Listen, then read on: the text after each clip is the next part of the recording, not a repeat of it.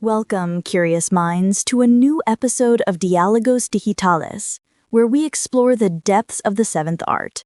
Today, we dive into the fascinating narrative of Lolita, Stanley Kubrick's 1962 work, a film that challenges censorship and invites us to unravel complex themes such as cinematic morality, double entendre as narrative weapon, and the hypocrisy of American bourgeoisie.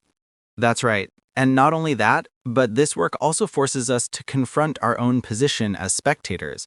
With Peter Sellers' masterful transformation into multiple characters and Kubrick's direction, Lolita remains an uncomfortably relevant experience. The first axis, cinema and morality, is the core of Lolita.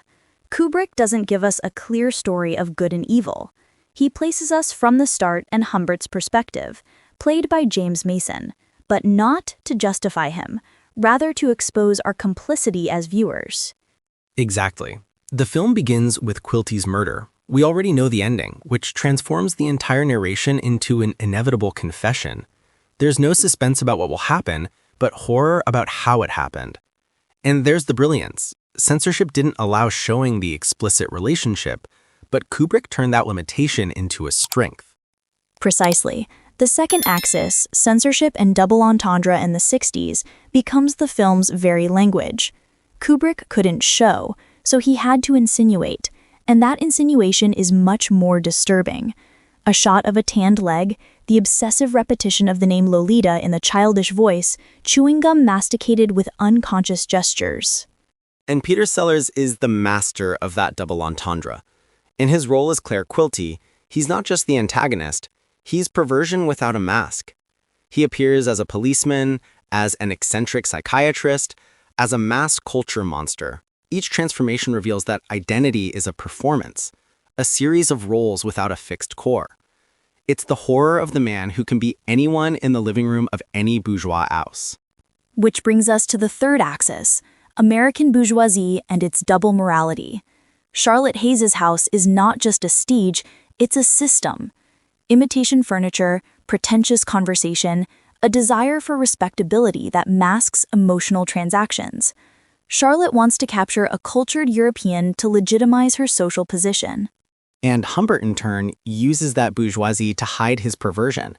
Because the real taboo isn't just the desire for Lolita, it's that society creates the conditions for that perversion to flourish beneath the surface of normality. Kubrick films everything with flat, almost televisual lighting, as if it were a conventional Hollywood production, while undermining its own moral foundations from within. That irony is fundamental. The screenplay, co-written with Nabokov, uses grotesque humor as a safety valve.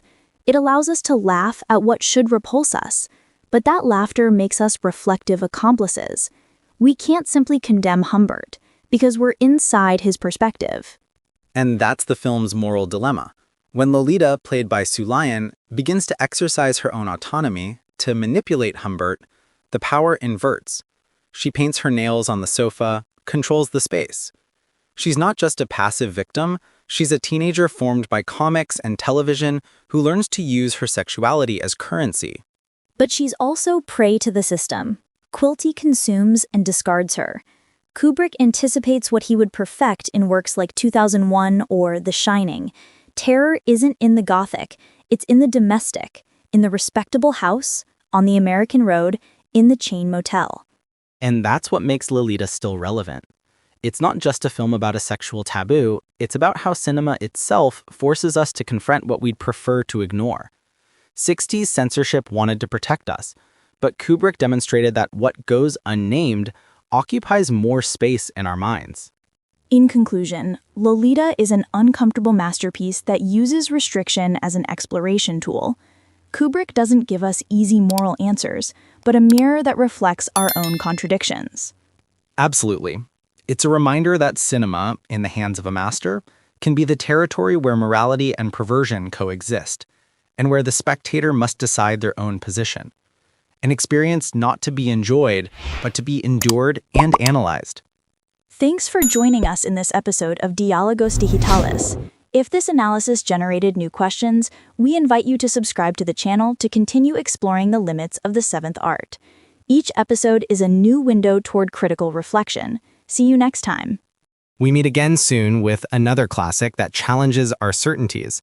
Don't forget to leave your comment with your own reading of Lolita.